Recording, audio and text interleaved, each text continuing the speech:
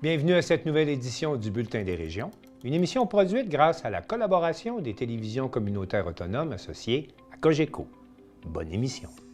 Alors, qu'est-ce que ça évoque pour vous, le 5-10-15? C'est un espace absolument magnifique. C'était des belles professions dans ce temps-là? J'ai fait 40 ans, madame. Non. Je vois l'homme comme un arbre parce que l'homme prend racine comme l'arbre.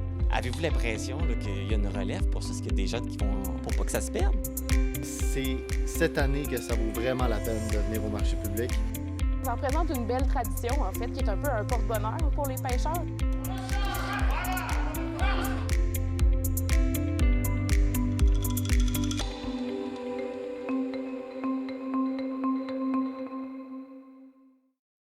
Au sommaire pour vous cette semaine. À Montmagny, deuxième édition de l'événement Femmes en action. À Berthierville, les agriculteurs dans la zone du littoral du lac Saint-Pierre sont de plus en plus sensibles à l'importance de pratiquer l'agriculture durable. À Rimouski, le Centre d'assistance et d'accompagnement aux plaintes du Bas-Saint-Laurent soutient les citoyens aux prises avec des problèmes d'hébergement. À Sainte-Anne-des-Monts, une vague humaine qui rapporte beaucoup d'argent pour la lutte contre le cancer. À Vaudreuil-Dorion, ouverture d'un hôtel de ville flambant neuf. À Carleton-sur-Mer, c'est la première édition du camp des élèves EX3 qui vise à développer les activités de plein air dans les écoles. À Clermont, on rencontre quelques-unes des 60 espèces d'oiseaux qui passent l'hiver parmi nous. À Saint-Ferdinand, la Forestvilloise Pamela Bacon devient championne de course d'accélération de moto sur place. Et pour commencer cette émission, rendons-nous à Percé, où les mères au front ont manifesté sous le thème « Ensemble pour nos filles ». Samedi 8 mars, c'était la Journée internationale des droits des femmes. Avec toutes les politiques injustes et inhumaines mises en place par le président américain Donald Trump et Elon Musk, Nathalie Clément et Véronique Gagnon-Pelletier, membres de Mères au front, ont organisé une manifestation sur le quai de Percé. Cette action était nécessaire pour montrer que les femmes, mais aussi les hommes, ne se laisseraient pas intimider. Ça s'imposait. Je pense qu'il fallait qu'on réagisse et puis qu'on se rassemble pour nos filles, pour nos enfants. C'était important que quelque chose se passe, qu'on sente que la communauté se rassemble et on réfléchisse et on fasse le silence pour intégrer ce qui se passe dans le monde. On est dans un climat sociopolitique qui fait en sorte qu'on ressent tous et toutes une grande inquiétude. On vit l'anxiété est omniprésente et on pense que la meilleure chose à faire dans ces moments-là, c'est de sortir de chez nous, de ne pas rester figé par la peur, de se rassembler et qu'en étant solidaire, bien, déjà, c'est ça, on quitte cette crainte-là qui nous habite. Elles se sont jointes à une quinzaine d'autres villes à travers la province. Organiser cette action à Percé était d'autant plus symbolique en raison de sa position géographique, le dernier village à l'est du Québec. Cela permettait de montrer que tout le Québec se tient main dans la main.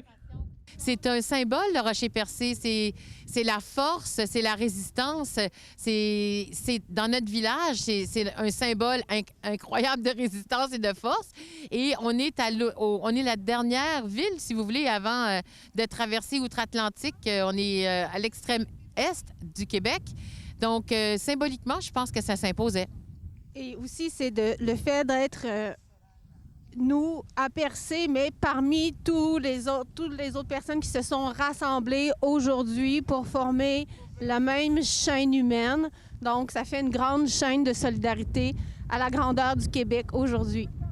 Plus de 50 personnes étaient présentes ce matin-là pour observer 8 minutes de silence et former une grande chaîne humaine devant le rocher percé. Nathalie Clément et Véronique Gagnon-Pelletier sont fiers de la solidarité des gens d'ici. Les gens ici, vous savez, à Percé, ce sont des gens qui sont engagés, ce sont des gens qui sont solidaires et ce petit village est très impressionnant. Nous sommes très heureuses que les gens aient répondu à l'appel et soient venus se joindre à nous aujourd'hui. Elle lance le message que faire entendre nos voix n'est jamais inutile. On ne doit pas rester seul à la maison à vivre de l'angoisse quand on voit des mauvaises nouvelles. Il faut sortir, il faut en parler, s'organiser et je pense qu'ensemble, on est capable de changer des choses et de faire entendre nos voix. C'est jamais quelque chose d'inutile. Ensemble pour nos filles?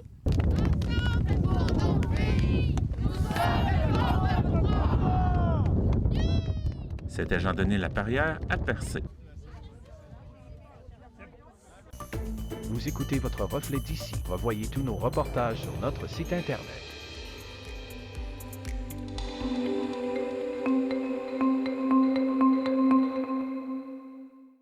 La deuxième édition de l'événement Femmes en action de Montmagny-Lillet mettait en vedette des femmes de caractère qui dirigent leur propre entreprise.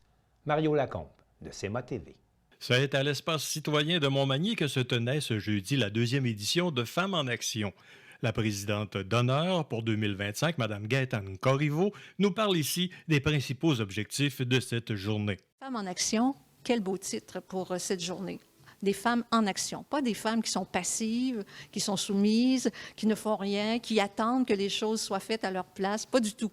Alors, ce sont des femmes de caractère qui osent créer même leur entreprise parce qu'on couvre aujourd'hui les domaines des affaires et du communautaire. C'est pour ça qu'on retrouve de nombreux kiosques à l'intérieur de la salle d'exposition avec des femmes qui sont aux commandes et puis qui ont créé leur propre entreprise ou qui offrent des services, conseils, que ce soit dans le communautaire ou dans le monde des affaires. Alors, elles sont en action et c'est pas un destin d'être inactives, au contraire. Elles sont en action, elles sont proactives et leur contribution à la société est extrêmement importante parce qu'elles aident, elles sont des modèles pour les filles, leurs filles, leurs petites filles, puis pour la société en général. Donc, on a besoin de modèles, c'est extrêmement important. Ça permet aussi d'ouvrir la fenêtre vers l'avenir et on sait que l'avenir de ces temps-ci, comme vous l'avez dit tout à l'heure, il est incertain avec ce qui se passe aux États-Unis. Madame Corriveau nous élabore ici les principaux buts d'une telle rencontre à quelques jours de la Journée internationale de la femme. C'est aussi de faire connaître justement les femmes qui ont osé. On va le voir tout à l'heure, il va y avoir 2 panels.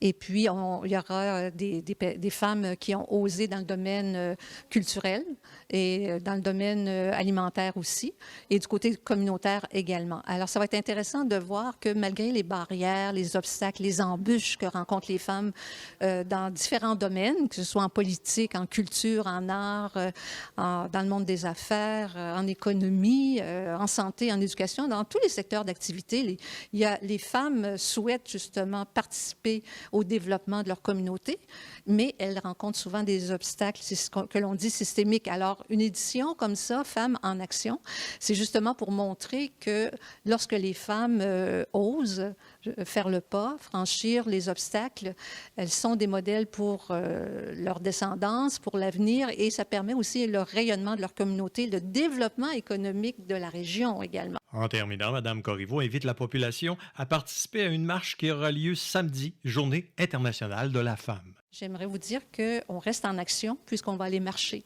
Une marche des femmes, des filles et de leurs alliés. Parce que l'égalité ne sera jamais atteinte par les femmes toutes seules. Elles doivent être atteintes avec les hommes à nos côtés. On s'en va au Parc Saint-Nicolas à 14h le 8 mars, samedi, en mémoire de Hélène Caron, qui a fondé, une bâtisseuse de Montmagny, qui a fondé la Maison d'Hélène. La deuxième édition de Femmes en action, qui s'est déroulée à l'espace citoyen, était sous la présidence de Mme Gaëtane Corriveau, qui a connu un grand succès avec la participation de plusieurs femmes d'affaires de Montmagny et des environs, qui sera suivie d'une marche pour souligner la Journée internationale de la femme le 8 mars, qui partira du Parc Saint-Nicolas. Ici, Mario Lacombe, à l'espace citoyen pour CEMA TV. Information.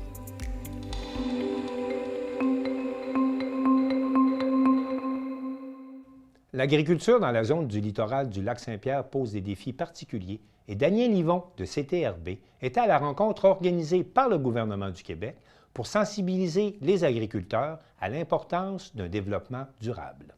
Je suis en compagnie de Mme Marie-Hélène April, c'est bien ça, et vous êtes agronome et la directrice du département, on pourrait dire, des pratiques durables en agriculture. Si je résume un petit peu votre titre. C'est bien résumé. C'est bien résumé. Ce matin, ici, à Berthierville, vous avez fait une rencontre régionale avec les agriculteurs du coin, principalement ceux qui sont sur le littoral, on pourrait dire, du lac Saint-Pierre. Et c'était quoi le but, justement, de cette rencontre ce matin? En fait, l'an passé, en juin dernier, les travaux de chercheurs des universités L'Université du Québec à Trois-Rivières, l'Université Laval et aussi McGill ont déposé leurs travaux qui sont échelonnés sur 6 ans concernant les pratiques d'agriculture durable pour favoriser une cohabitation justement durable dans le secteur, pour avoir une agriculture durable. Suivant ces travaux-là, il y avait diverses recommandations qui ont découlé des travaux du pôle. Donc, le gouvernement, donc le ministère de l'Agriculture et le ministère de l'Environnement sont engagés à consulter les principales parties prenantes. Donc, dans cette démarche-là, vient s'inscrire le départ de ces consultations-là. On commence avec les producteurs agricoles. Donc, le MAPAC consulte les producteurs qui cultivent dans les littoraux. On comprend que dans l'ensemble des 4 régions ciblées, c'est environ 4 500 hectares qui sont cultivés, 210 entreprises agricoles. Pour la région de la Naudière, on est à peu près à 1700 hectares en zone littorale, environ 70 entreprises. Aujourd'hui, on a eu une très belle collaboration des producteurs qui sont impliqués depuis déjà longtemps pour une agriculture dans les littoraux. Parce qu'ils sont conscients, c'est ça. Ils sont conscients de la problématique. Parce que quand on parle du littoral, maintenant, il y a des zones. Je crois qu'il faut que ça soit laissé en friche pour être capable de conserver des terres, qu'il n'y ait pas d'érosion. C'est plein de problématiques qu'on vit présentement avec le lac Saint-Pierre. Oui, puis en fait, les producteurs sont en mode solution. Ils ont participé aux travaux du pôle d'expertise. Là, on voulait justement les entendre sur les préoccupations parce que c'est certain que l'agriculture durable en zone littorale peut avoir des impacts économiques aussi pour leur entreprise. Donc, on voulait entendre leurs préoccupations, puis aussi des pistes de solutions possibles pour bâtir un panier de solutions pour pouvoir favoriser une agriculture durable et poursuivre l'activité de l'agriculture dans les zones littorales. Parce que c'est quelque chose qu'il faut penser aujourd'hui. Il faut penser pour le futur, mais le futur est proche. Là, oui, effectivement. Mais on en parle quand même depuis longtemps. On ne parle pas d'une feuille blanche. Donc, mais en fait, aujourd'hui, c'est la première de 3 rencontres qui sont prévues. Donc, on va aussi rencontrer les agriculteurs de la région du centre du Québec et de la Montérégie, puis aussi les agriculteurs de la Mauricie qui cultivent en zone littorale. Okay. Est-ce que ça va devenir des solutions communes ou vous pensez que vous allez être capable d'appliquer des solutions par région? Là, pour l'instant, on est en consultation. On consulte chacune des régions pour voir les problématiques spécifiques à chacune des régions et des solutions possibles. S'il y a des solutions qui diffèrent d'une région à l'autre. Mais on veut bien répondre aux entreprises agricoles, à leurs préoccupations, pour avoir des solutions gagnantes qui vont être mises en application. Donc, vous emmenez ici pour supporter vos agriculteurs, pas pour... les entendre. Les entendre. Donc, il faut les supporter parce que c'est important. On les entend pour éventuellement, exactement, pouvoir mieux les supporter pour pouvoir poursuivre leurs activités. Suite à cette consultation, il va y avoir un rapport qui va être donné, il va y avoir des recommandations qui vont être faites. Suite à cette consultation-là, les 3 consultations qu'on est en train de mettre en place, suivant cette consultation-là, on voulait vraiment commencer avec les producteurs agricoles. Ensuite, plus tard, au printemps, on va consulter l'ensemble des autres intervenants parce qu'il y a d'autres intervenants aussi qui sont dans le lac Saint-Pierre, il y a le secteur de la pêche, il y a d'autres acteurs concernés. Fait qu'on va avoir plus, je dirais, une grande consultation où on va encore de nouveau inviter les producteurs à venir pour qu'on puisse vraiment entendre tout le monde. Puis, suivant ça, nous, on est en train de bâtir notre panier de solutions pour éventuellement avec des solutions. C'est ça, là, c'est ça. Parce que c'est sûr, ici, quand on parle du coin, on est au courant un petit peu avec les ZIP et avec toutes les inondations qui sont là pour aider à frayer pour la perche chaude. Il y a plein de défis là, pour le lac Saint-Pierre. Oui, mais ce n'est pas des nouveaux défis, donc on ne parle pas d'une feuille blanche. Bon, mais je vous remercie beaucoup d'avoir accepté de nous parler. Puis on va vous suivre. Sûrement que je vais avoir encore des petits avoir des informations provenant des gens au niveau de ces consultations-là, puis on va suivre ces consultations importantes. Je prends la peine de remercier les producteurs. Il était quand même aujourd'hui, je dirais, environ une 50aine. La moitié des entreprises concernées étaient présentes facilement. Ça fait qu'ils ont apporté des belles solutions, une belle collaboration. Ça fait que c'était vraiment intéressant. C'est ça. Donc, c'était vraiment des beaux échanges. Là. Oui. Je pense que ça va être important que ça continue, cette collaboration-là. Merci. Merci, Mme April. Merci.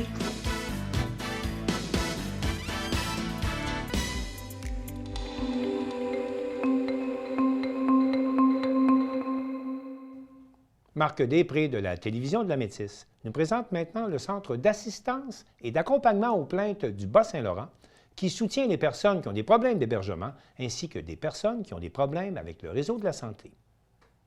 Eh bien, Mme Boucher, aujourd'hui, on va parler du CAP BSL. Donc, c'est quoi exactement?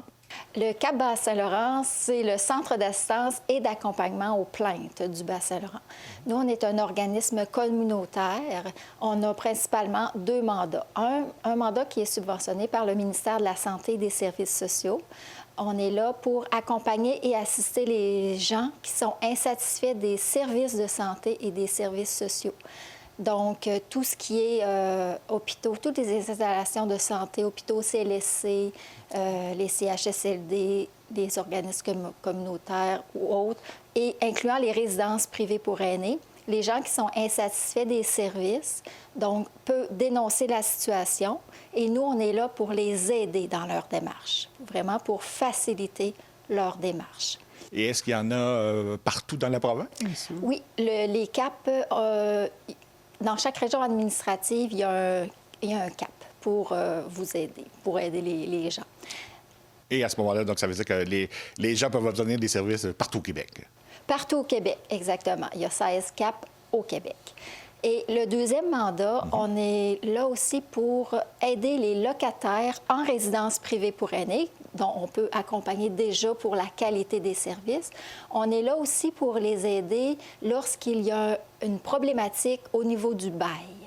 Donc, tout ce qui est problématique concernant le bail, les coûts de service, le renouvellement de bail, la résiliation. Donc, on est là pour les informer et on est là pour les assister lorsqu'il y aura une démarche liée au bail. Et justement, les baux, c'est ça qui nous intéresse particulièrement aujourd'hui. Lorsqu'on reçoit justement un avis de renouvellement du propriétaire, qu'est-ce qu'il faut faire? Bien, en fait, il y a beaucoup... l'avis de renouvellement est souvent une fois par année pour des baux de 12 mois. Et oui, effectivement, on est dans la période là, où les locataires peuvent recevoir leur avis. Ce qui est important, c'est vraiment de le lire, de voir les modifications qu'a apportées le propriétaire et de savoir aussi si on est d'accord avec ces augmentations-là ou ces modifications-là. La loi, il y a un règlement qui a changé le 26 décembre dernier. Donc, l'avis de renouvellement, il doit être obligatoire d'avoir les 3 choix. On a 3 choix, en fait, quand on reçoit cet avis-là. Premièrement, c'est d'accepter les modifications. Si on est d'accord avec les modifications, on peut les accepter. On peut les refuser et renouveler le bail. Donc ça, particulièrement, cette option-là n'est pas nécessairement connue pour tous les locataires. Donc, on peut dire, je reste ici, mais je refuse les modifications au bail. Oui. Et troisièmement, bien, c'est sûr que vous pouvez refuser les modifications et quitter le logement. Donc, ces 3 options-là sont, comme je le disais tout à l'heure, obligatoires sur l'avis que le propriétaire envoie au locataire depuis le 26 décembre dernier. Donc, ça veut dire qu'il faut qu'il soit vraiment inscrit, là. Oui, tout à fait. Les 3 options, le locataire coche, en fait, l'option qu'il a choisie. Et ça, c'est important de le dire, il a 1 mois après la réception de l'avis pour l'envoyer au propriétaire. Sinon, s'il ne répond pas, donc c'est comme s'il avait accepté les modifications. OK, donc c'est comme un oui à ce moment-là. Oui, s'il n'y a pas d'action, c'est comme si le locataire avait accepté l'augmentation ou les modifications 1 mois après sa réception. Donc, c'est un détail, mais un détail très important, là. Oui, tout à fait. Et aussi, est-ce qu'il y a des éléments qu'il faut retenir, justement, lorsqu'on arrive là, en faisant face à un renouvellement de bail? Oui, bien, en fait, le locataire, s'il refuse et renouvelle son bail, parce qu'il a le droit au maintien dans les lieux. Donc, il a le droit de rester dans son logement. Et à ce moment-là, c'est au propriétaire, quand il va recevoir le refus, c'est au propriétaire d'agir. Ce n'est pas au locataire d'agir ou de faire quoi que ce soit. Lui, il refuse et renouvelle. Donc, le propriétaire, lui, a 1 mois après cet avis-là de refus, soit pour aller négocier avec le locataire. Ça, c'est je pense que c'est la première étape c'est de s'asseoir avec le locataire et le propriétaire et de s'entendre, de négocier une augmentation raisonnable pour les deux, pour toujours là, avoir une satisfaction là, entre les deux parties. S'il n'y a pas de négociation, s'il n'y a pas d'entente, bien, ça sera au propriétaire de faire une demande au tribunal administratif du logement pour faire fixer le loyer là, du locataire dans le mois suivant là, la réception du refus. Donc, c'est au propriétaire qui a le fardeau de la preuve, en fait, de faire une demande au tribunal administratif pour faire fixer le loyer parce qu'il n'y a pas eu d'entente et parce que, c'est ça, dans le fond, il n'y a pas eu bon, c'est ça, il n'y a pas eu d'entente. Et à ce moment-là, vous, est-ce que vous pouvez assister justement le locataire? Oui, effectivement. Nous, on est là pour, comme je vous le mentionnais tout à l'heure, les informer de leurs droits et de leurs obligations. S'il y a une demande ou une fixation de loyer ou une demande de résiliation de bail, le locataire veut résilier le bail ou il y a un décès ou autre, on est là vraiment pour les informer premièrement. Et s'ils font des démarches, effectivement, l'accompagnement, on fait l'accompagnement avec le locataire, que ce soit avec s'ils veulent négocier avec le propriétaire. Important de dire que le CAP n'est pas là pour représenter la personne. Okay. On n'est pas là pour décider de la personne. On ne peut pas faire de conseil juridique. On n'est pas des avocats. Donc, on est vraiment là en soutien, en soutien et en accompagnement. Donc, on ne parlera jamais au nom de cette personne-là, mais on va les aider et les soutenir dans leur démarche. Donc, oui, on est là en accompagnement en présence, en conférence téléphonique, lors d'une audience au tribunal administratif du logement. Okay. On est là pour les accompagner en présence, pour leur offrir là, du soutien. Puis, c'est rassurant. C'est rassurant pour les locataires. Et puis, justement, bon, si on a des questions, comment on fait pour s'adresser à vous? Bien, en fait, il y a plusieurs options. C'est le téléphone. En fait, on a une ligne sans frais. Qui couvre là, tout le Bas-Saint-Laurent.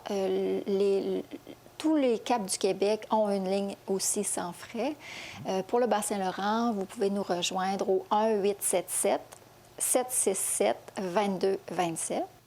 Et bien entendu, sûrement qu'il y a un site Internet là, pour avoir toute la panoplie d'informations dont on a besoin. Oui, évidemment. Là, le site du CAP Bas-Saint-Laurent, le www.caapbsl.org. Tous les CAP, pratiquement, ont un site Internet. Je vais vous donner le lien là, pour avoir les coordonnées de tous les CAP du Québec qui sont sur le site de notre Fédération des CAP. Bien, merci beaucoup et sans aucun doute que ça va aider bien des gens à la maison. Bien, ça me fait plaisir.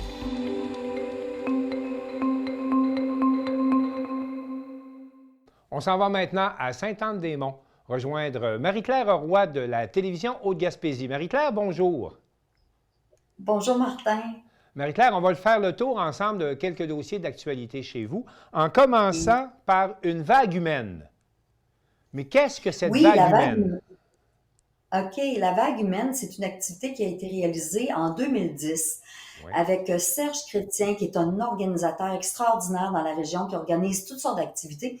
Et Serge avait décidé, parce que sa mère avait le cancer, d'organiser quelque chose de particulier pour ramasser des sous pour la cause du cancer. Okay.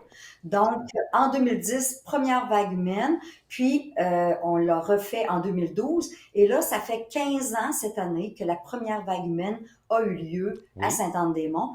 Ces deux vagues-là qui ont ramassé plus de 70 000 $, fait qu'il faut le faire quand même dans un petit milieu comme le nôtre, puis qui a attiré aussi 7 à 8 000 personnes pour chacune de ces vagues humaines. C'est beaucoup. Alors, cette année, oui, c'est énorme parce que quand même, on est en Gaspésie, mais quand ça se passe l'été, c'est certain qu'on accueille quand même des touristes aussi à travers ça. Ouais. Donc, on a la chance vraiment de pouvoir accueillir des gens qui vont venir participer à cette belle vague humaine-là cette année. On voit des images de la première vague humaine où il faisait très, très froid. C'était au mois d'août aussi.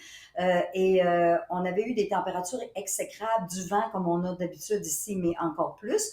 Et au moment où les gens ont fait la vague, donc les 7000 personnes se sont installées sur la ligne du centre de la route sur 5 km. Le soleil a apparu, c'était extraordinaire, c'est comme si l'événement avait été fait pour l'occasion. Alors, on voit Serge Chrétien, justement, qui se prépare à lancer cette belle vague humaine-là, qui était sur 5 kilomètres. Et c'est ce qu'on espère atteindre encore cette année, là, à 7000 participants, puis essayer de faire un autre 5 km de vague humaine. Ben dans le fond, ça va être, ce qu'on veut, c'est au moins 7000 personnes, mais avec les réseaux sociaux aujourd'hui, on risque peut-être de toucher beaucoup plus de monde. Oui. Donc, essayer d'amener le plus de monde possible ici. On voit la vague humaine sur la ligne du centre de la rue, mais cette année, ça va être particulier parce qu'on a décidé d'utiliser des parapluies. Il va y avoir 2500 parapluies qui vont être en vente avec l'effigie de la vague humaine, bien sûr. Puis ces 2500 parapluies-là vont être ouverts lors de la vague humaine, mais on invite tous les gens qui vont participer à apporter leur propre parapluie. La vague va être sur 1 kilomètre et là, on va remplir la largeur de la rue au complet pour faire une vague avec des parapluies. Et il paraît que le record Guinness du plus grand nombre de parapluies ouverts, c'est 200. Fait qu'on imagine qu'on devrait être capable de passer à travers puis de vraiment défoncer ce record Guinness-là. Et puis, l'autre avantage, c'est si jamais il y a de la pluie, bien, l'événement va se dérouler pareil. Exactement. De la pluie ou trop de soleil. S'il fait trop chaud, un peu comme les dernières années, au mois d'août, ça pourrait être ça. Dans la journée, il est prévu à partir de 10 heures le matin, plein d'activités. Puis on voit justement que c'est pour ramasser des sous pour le cancer, bien sûr, pour l'Association du cancer de l'Est du Québec. Mais il va y avoir plein d'activités déjà de prévues pendant la journée. Puis une en particulier dont je veux vous parler, c'est la bouteille à la mer. Ce sont des jeunes des écoles primaires qui vont réaliser des bouteilles, ils vont les décorer à leur goût, puis à l'intérieur de la bouteille, ils vont mettre un message. Puis ces bouteilles-là vont être lancées au milieu du fleuve par un bateau. On va avoir accès en direct à ce lancement-là dans la mer.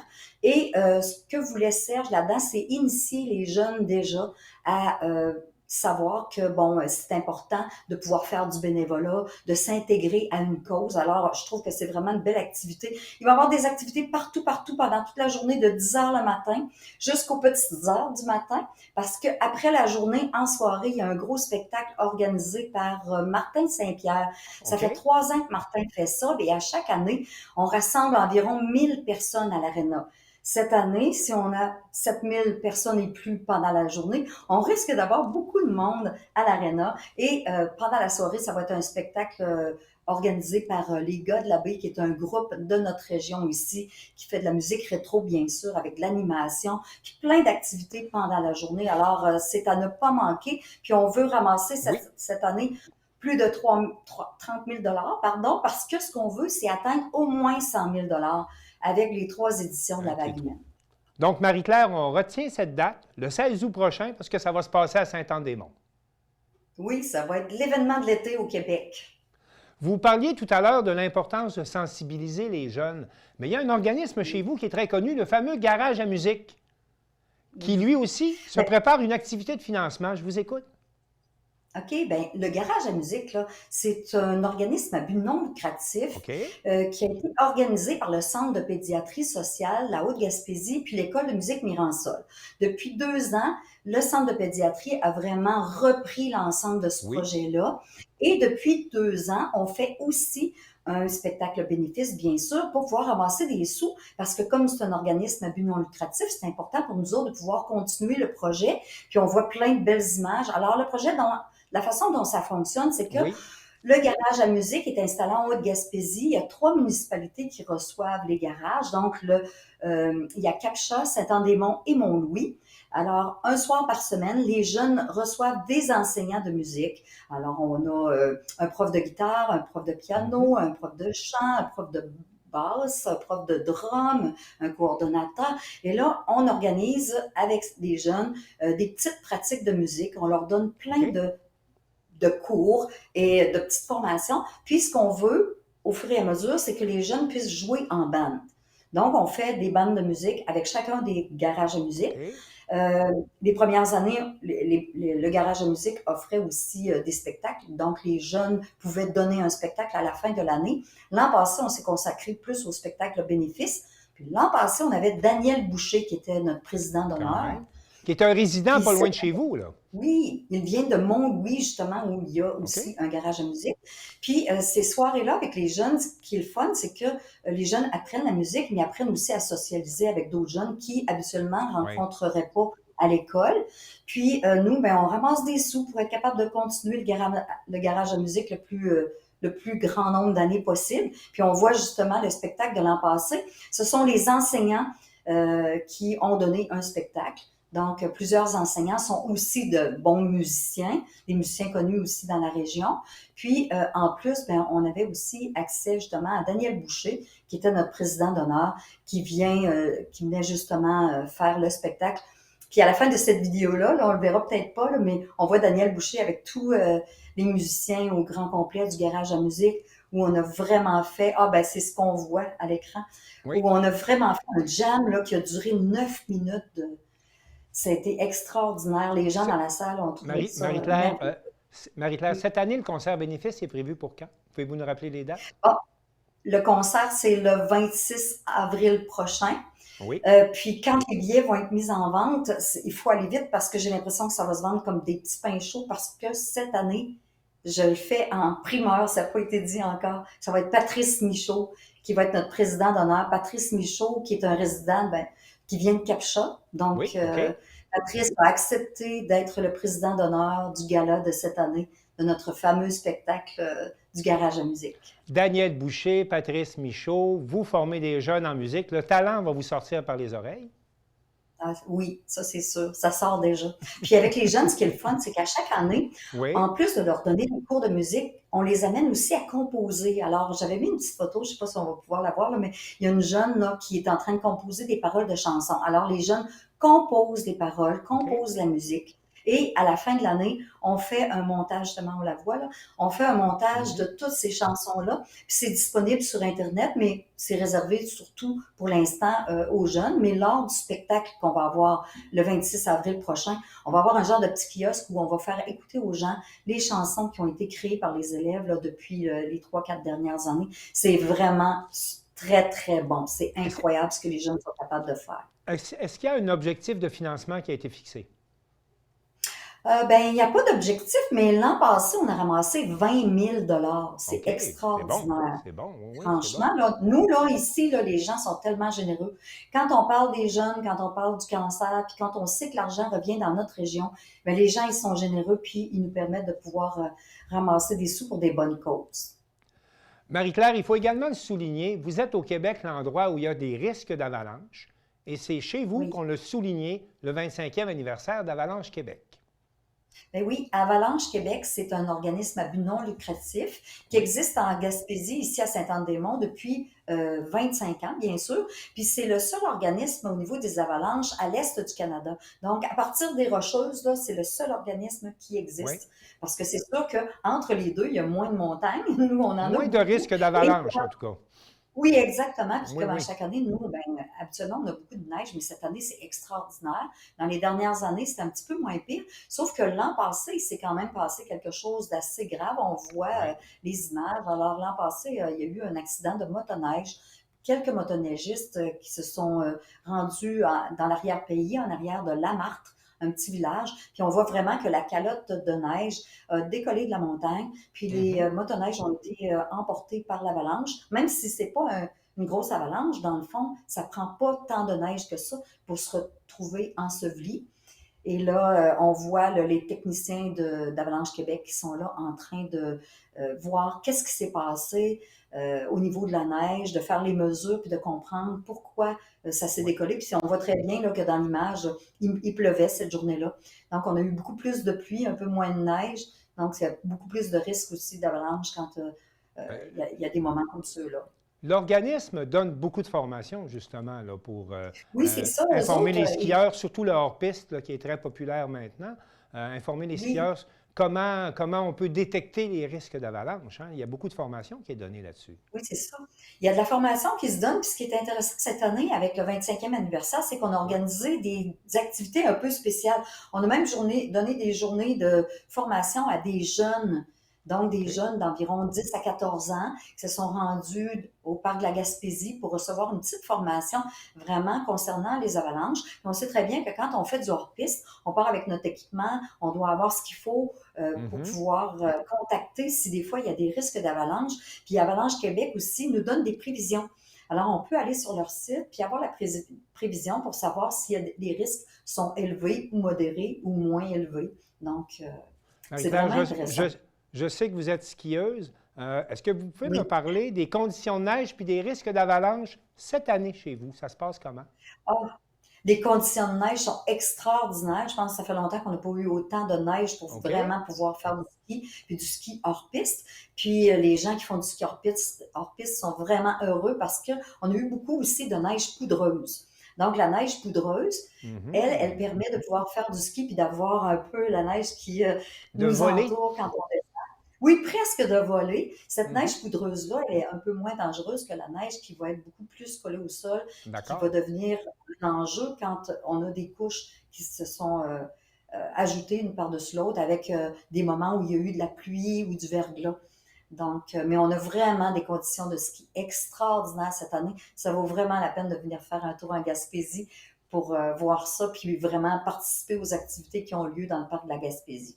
Marie-Claire Roy, d'abord, merci pour le tour de la situation. On invite les skieurs à aller faire un tour parce que cette année, c'est exceptionnel. Puis on vous souhaite bonne chance avec vos activités de financement. Ben oui, on invite tous les gens à la vague humaine au mois d'août. Tu viendras, tu es invité. C'est noté. Merci beaucoup et au plaisir. Merci Martin, à la prochaine.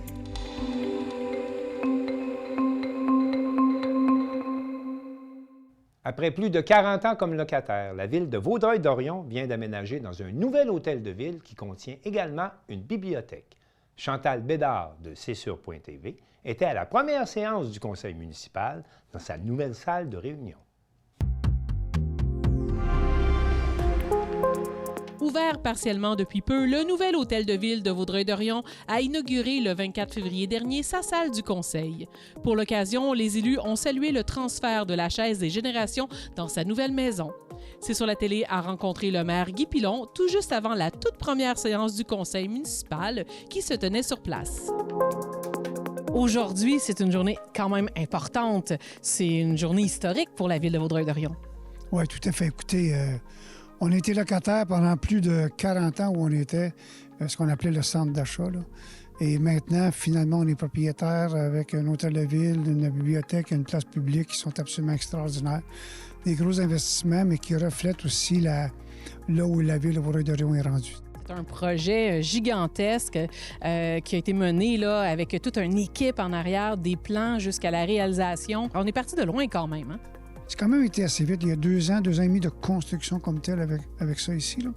Mais ce qui était long, c'est le processus avant, parce qu'au début, les budgets ne fitaient pas, puis qu'est-ce qu'on était pour faire. Mais la grosse différence entre un hôtel de ville et d'autres ailleurs, c'est qu'elle est à même bâtiment qu'une nouvelle bibliothèque. Et attendez de voir la nouvelle bibliothèque avec tout ce qu'il y a là, vous allez vous rendre compte que le bâtiment au total, oui, c'est impressionnant, l'hôtel de ville, mais ce qui fait, ça devient vraiment un lieu de rassemblement pour les citoyens. On est à un jet de pierre du centre Multisport. D'ailleurs, dans un de mes rêves, mais je ne pourrais pas le concrétiser, il y avait une passerelle qui unissait au 2e étage le centre Multisport et l'hôtel de ville, et éventuellement le centre aquatique. Mais peut-être que quelqu'un d'autre procédera, mais on est vraiment rendu ailleurs, puis on est bien content, puis c'est un beau leg qu'on fait aux citoyens pour plusieurs générations. Maintenant, en 24 février 2025, on va s'installer pour de bon en donnant à nos citoyens une qualité de bâtiment, mais surtout un endroit où ils vont aimer venir. Vous avez vu les marches extérieures, les gens vont pouvoir venir luncher ici, vont pouvoir venir se détendre au soleil, la place publique. Donc l'ensemble, l'hôtel de ville, c'est correct, là, on parle beaucoup de l'hôtel de ville, mais c'est l'ensemble du projet qui fait en sorte que c'est exceptionnel. J'ai hâte de voir cet été ou l'hiver prochain l'animation de la place publique. On a prévu des espaces spécifiquement pour ça. Fait que tout ça ensemble va créer vraiment ce que j'appellerais un milieu de vie. Encore une fois, en rajoutant quelques mètres, le centre Multisport André Chardon. Donc, c'est fantastique pour moi.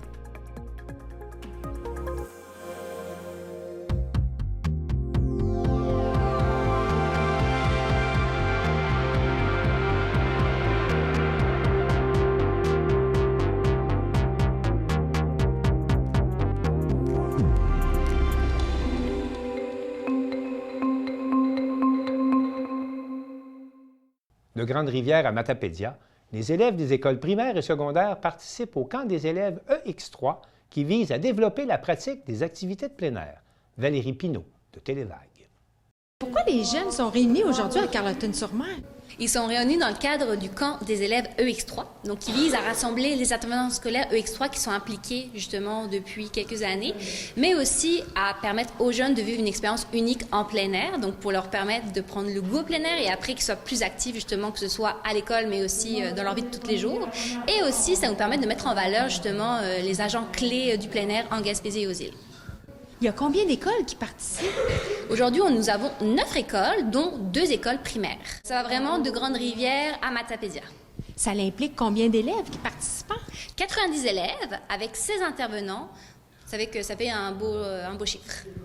Là, j'aimerais savoir, c'est quoi les activités qui sont proposées aux jeunes? Donc aujourd'hui, c'est très divers. Donc, comme on peut voir, il y a de la pêche à la mouche. Après, dans le bâtiment, il y a aussi du trapage. À l'arrière de l'école, cuisine en plein air. Il y a aussi présentement, justement, proche de la salle du guet, Charles Dugas, de la Rogaine, la course d'orientation. Après, plus loin, il y a de la survie dans le bois. Et après, si on prend la voiture, qu'on s'arrête au bloc de l'Est, de l'escalade, et plus loin, au centre plein air des Arpents Verts, du ski de fond, donc que ce soit du patin, du classique et du fat bike. Quand même. Est-ce que vous avez plusieurs collaborateurs pour avoir créé cet événement-là? Oui, c'est sûr, de base, c'est parti du projet EX3, donc qui vise à développer le plein air dans les écoles. Après, on a monté un comité organisateur, donc là, c'est vraiment l'école Antoine Bernard qui reçoit. Donc, on a plusieurs personnes justement qui sont impliquées dans l'organisation, qui sont allées chercher les partenaires, qui ont organisé le tout.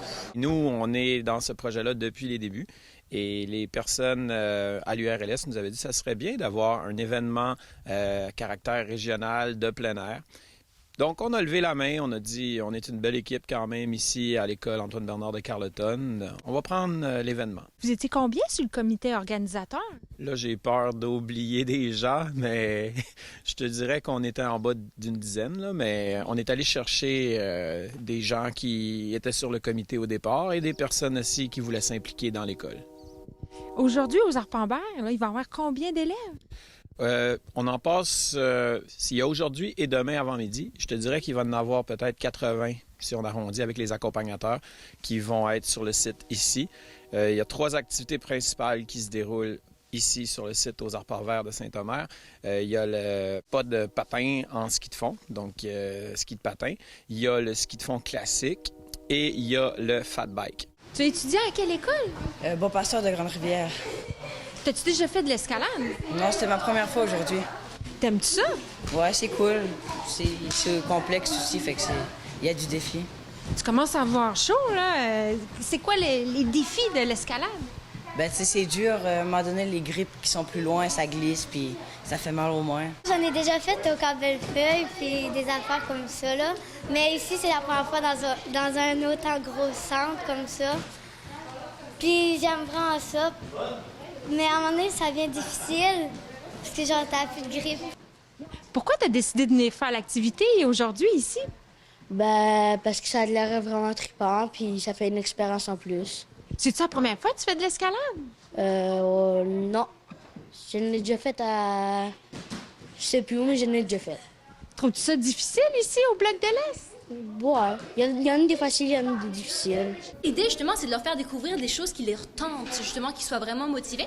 Donc, oui, ils ont eu le choix, justement, à travers les activités. Et après, avec ça, on a pu monter, justement, un plan de match en pitchant les élèves à droite, à gauche pour qu'ils aient les principales activités qu'ils voulaient.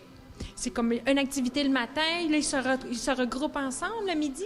Oui, au fond, donc ça commençait ce matin, donc jusqu'à ce soir où il va y avoir une conférence. Et demain matin encore, donc au fond, 3 blocs, donc où il y a toutes les activités que j'ai pu citer. Au fond, juste peut-être dire que justement le projet X3, comme on dit, on est là pour les intervenants scolaires, donc pour les aider à développer justement le plein air dans leurs écoles, donc d'être plus à l'aise justement pour encadrer leurs jeunes et compagnie. Donc cet événement-là, ça leur permet, c'est vraiment une récompense pour eux autres, là, leur montrer un aboutissement et une bonne manière aussi peut-être d'aller chercher des nouvelles écoles. Parce que présentement, en Gaspésie et aux îles, nous avons 4 écoles primaires, 5 écoles secondaires et 2 écoles secondaires primaires qui font partie de X3, mais on aimerait ça en recruter plus, qu'il y ait plus de clubs plein air qui se développent. C'est l'objectif de justement ce rassemblement, permettre aux gens de dire « Oh, wow, il y a des belles choses à faire en Gaspésie et aux îles, let's go, on peut faire bouger les choses ensemble ». Jusqu'à présent, c'est une réussite, la journée? Oui, jusqu'à présent, tout le monde est arrivé, toutes les écoles sont là et pour l'instant, les activités ont l'air de très bien se dérouler. Vous venez de quelle école, les jeunes? On vient du... Bois-Vivant. Ouais. Ça, c'est à Richmond? Oui, à Richmond. Ouais. C'est quoi que vous avez fait comme cuisine? On a fait des pizzas, de la soupe au poulet et nouilles. Puis des biscuits. Première batch ratée. Vraiment ratée. Ouais. Ils ont été cramés. Tout noir sur le dessus puis en dessous. Puis les dernières pizzas, ils avaient mis du poivre de Cayenne. C'était un peu trop... C'était trop cayenné. Ouais. Ouais. C'était-tu votre première expérience de cuisine extérieure comme ça? Non, on a fait du camping quand même. Non, je fais souvent du camping à chaque été. Là. Ouais. Ben merci beaucoup, les jeunes. Merci à toi.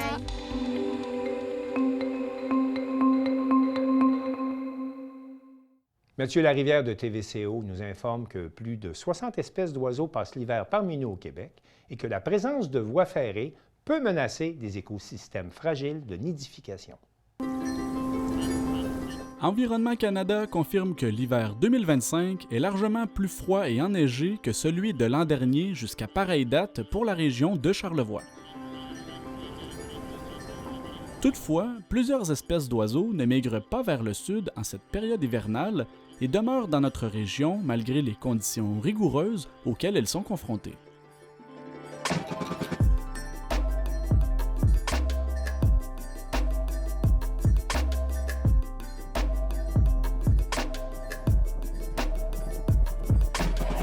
L'équipe de TVCO a rencontré Michel Côté, ornithologue de Charlevoix, afin de discuter du mode de vie de ces bêtes à plumes et des relations qu'elles entretiennent avec le milieu naturel. Les gens pensent qu'on n'a presque pas d'oiseaux. Il y a au moins une soixantaine, à peu près 60 espèces qui passent l'hiver ici. Il y en a qui viennent uniquement pour l'hiver. Le garrot d'Islande, d'ailleurs, qui est un oiseau qui se tient dans la toundra du Québec. L'hiver, il vient ici. On peut le voir. Un des seuls endroits au Québec où on peut les voir. Ici, on voit des canards malards. Il y en a plein. Ils sont ici à l'année. C'est le canard le plus abondant en Amérique du Nord. Il y en a partout. Puis eux autres ont décidé, plutôt que d'être en Floride à l'année, d'être au Québec à l'année. Et ils sont très bien construits pour combattre le froid.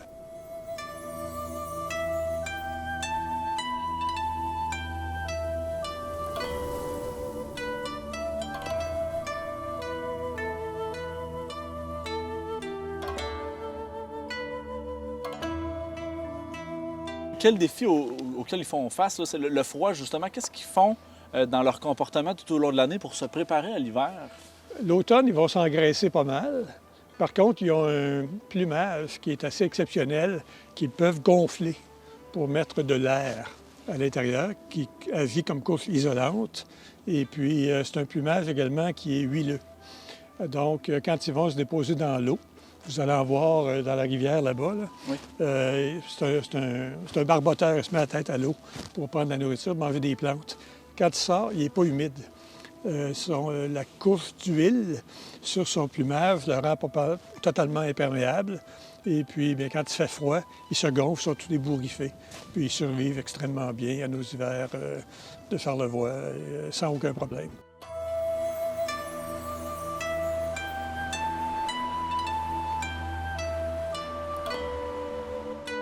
Et la plupart des oiseaux, d'ailleurs, ont le même processus pour se garder au chaud. Ils mangent beaucoup pendant la journée, très actifs en fin de journée, vers 4 heures, en prévision de la nuit qui s'en vient, froide. Et puis le matin, après avoir combattu le froid pendant toute la nuit, là, ils se garochent dans les mangeoires, puis ils vont manger. C'est pour ça que les meilleurs moments pour observer les oiseaux l'hiver, c'est le matin et en fin d'après-midi.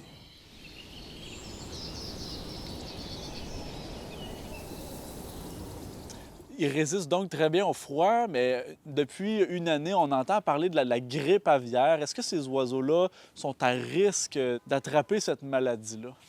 Oui, c'est un virus qui est contagieux au niveau des oiseaux, particulièrement les oiseaux aquatiques. C'est la grippe, le virus H5N1, très abondant aux États-Unis présentement. On l'a au Québec au Canada depuis déjà quelques années. On en a entendu parler, entre autres, avec les fous de bassin, l'île Bonaventure. Ça a presque décimé la population. Il y a quelques années, j'ai un ami là-bas, Robert Wiseman, qui ramassait une centaine de carcasses tous les matins de fous de bassin qui étaient morts devant chez lui. Il n'y a pas grand-chose qu'on peut faire pour ça. Heureusement, les canards ici, les oiseaux, les passereaux, les mésanges, tous les oiseaux qui viennent au mangeoire sont peu à risque d'attraper ce virus. Ce sont surtout les oiseaux aquatiques et les rapaces qui vont se nourrir de carcasses d'oiseaux qui sont morts de la grippe aviaire. Est-ce qu'on a vu des cas particuliers de grippe aviaire dans Charlevoix jusqu'à présent? Oui, il y en a. Avant, il fallait appeler les gens de la faune qui venaient chercher la carcasse pour l'analyser. Mais maintenant, on ne fait même plus ça, il y en a tellement. Donc, pour se protéger, si on voit un oiseau mort, il ne faut pas y toucher. On le laisse là, puis si on n'est pas y toucher, qu'on prenne des gants, qu'on mette ça dans un sac de plastique. Et puis, je ne crois pas, je ne suis pas certain, qu'il faille maintenant les rapporter aux gens de la faune. L'humain n'est pas hyper à risque d'être contaminé, mais il faut faire quand même attention. Et ceux qui ont des mangeoires, même c'est peu probable que des oiseaux qui soient attaqués par le virus dans les mangeoires, mieux vaut avoir une bonne hygiène au niveau des mangeoires. C'est bon de les nettoyer sur une base régulière. Ils disent aux 2 jours, mais personne ne fait ça. Une fois par semaine, c'est pas mauvais de prendre la mangeoire, la rincer, la vider, puis de porter des gants. C'est tout.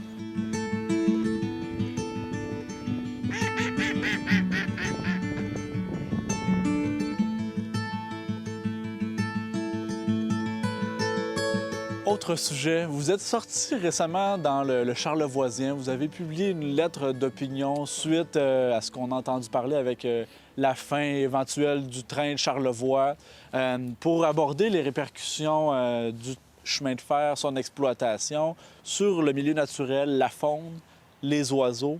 Pourquoi est-ce que vous avez décidé de prendre la parole en tant que président de la CHEC? Le sentier des rives, ou le sentier riverain, ou le sentier du littoral, comme j'aime l'appeler, et c'est une richesse au niveau de Charlevoix. On a à peu près 40 km de rives entre Baie-Saint-Paul puis la Malbaie, puis on n'y a pas accès. Que le train fasse ses frais, puis qu'il nous amène la visibilité, la notoriété, c'est très bien. Par contre, là, il ne semblait pas faire ses frais présentement. C'est la décision pour laquelle ils ont décidé de fermer. Puis là, bien, moi, j'ai regardé depuis longtemps, qu'est-ce qu'on peut faire avec cette voie ferrée-là? Partout au Québec, partout aux États-Unis, les anciennes voies ferrées sont transformées en pistes multi-utilisation, multi-usage. Et puis, il y a 15 ans, j'avais fait une étude pour le préfet de la région sur le potentiel du secteur entre Baie-Saint-Paul puis la Malbaie. Oui. Il est considérable en termes de développement économique, développement touristique pour les villages, les municipalités, les restaurants, des bed and breakfast, tout ce que vous voulez. Et également, c'est un milieu qui, lors de la migration, est absolument exceptionnel au niveau des oiseaux. Les oiseaux, pendant la nuit, traversent de la rive sud, traversent le fleuve, et au matin, ils se déposent dans les arbres le long de la voie ferrée. C'est par milliers qui sont. Mais malheureusement, il n'y a pas personne qui a l'occasion de voir ça.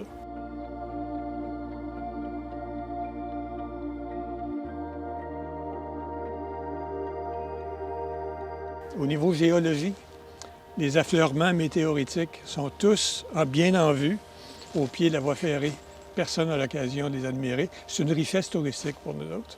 Puis j'avais regardé dans le temps les retombées économiques d'une piste comme ça, celle des Laurentides, le petit train du Nord, juste à titre d'exemple. L'an dernier, c'est 71 millions de dollars que ça a rapporté en termes de retombées économiques.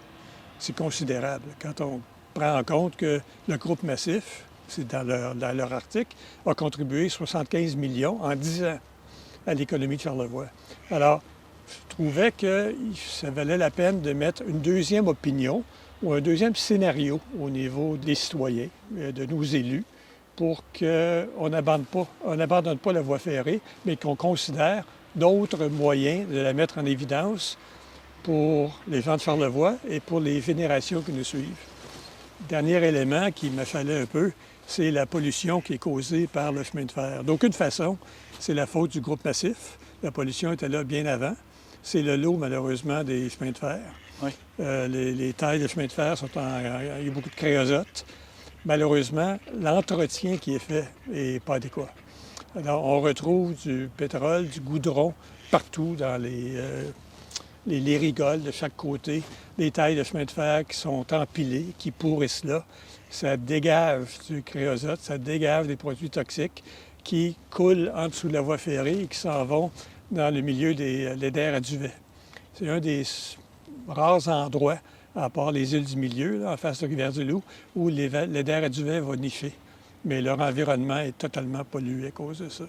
Alors, peu importe ce qui arrivera avec la voie ferrée, si le groupe Massif, le gouvernement du Québec, tout le monde décide de relancer ça, tant mieux. Mais prenons en compte le coût de dépolluer, à tout le moins, ces secteurs-là. Il en va de la santé de notre littoral. Et puis, on fait ça pas seulement pour nous autres, mais pour les générations à venir. Merci beaucoup, M. Côté, d'avoir accepté notre invitation aujourd'hui. Ça me fait plaisir. Quelle belle journée.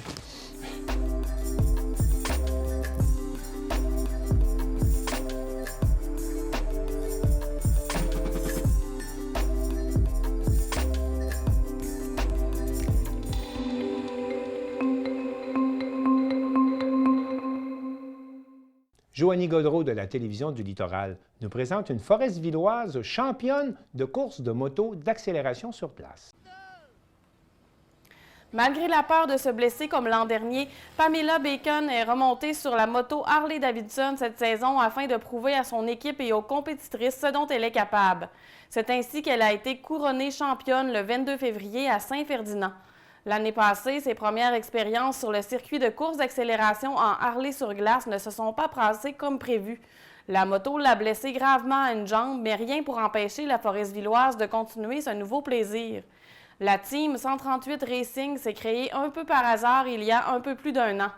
Composée de Stéphane Soucy, Yann Dionne, Daniel Gagnon et Pamela Bacon, elle se partage la motocyclette achetée et modifiée ensemble.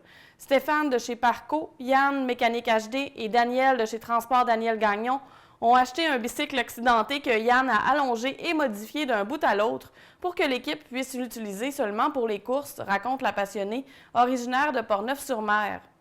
Après leur première saison à l'hiver 2024 qui s'est avérée infructueuse en termes de victoires, les partenaires ont décidé d'apporter d'autres modifications à leur machine. Ces dernières ont porté fruit puisque les bonnes performances se sont enchaînées cette année pour l'équipe. Pamela a d'abord obtenu la 2e place à Saint-Zénon avant d'être couronnée championne à Saint-Ferdinand. Quant à Daniel et Yann, ils ont tous deux atteint la demi-finale dans leurs catégories respectives, Outlaw et modifiée, à la première compétition et Daniel a répété l'expérience à la 2e. Stéphane, lui, ne participe pas aux courses, mais il est copropriétaire de la moto. Ce sont d'excellents résultats selon la compétitrice puisque certains coureurs se pratiquent l'été, mais ce n'est pas leur cas. Cette saison, pour s'entraîner, la Team 138 Racing a construit une petite piste d'accélération au lac aux Pins à Forestville.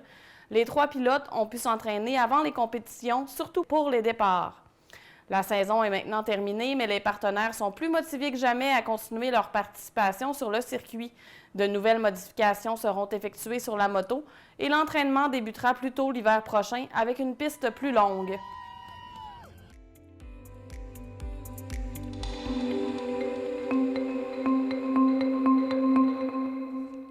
C'est tout pour cette édition du Bulletin des régions. J'espère que cela vous a plu et je remercie toutes les stations de télévision participantes.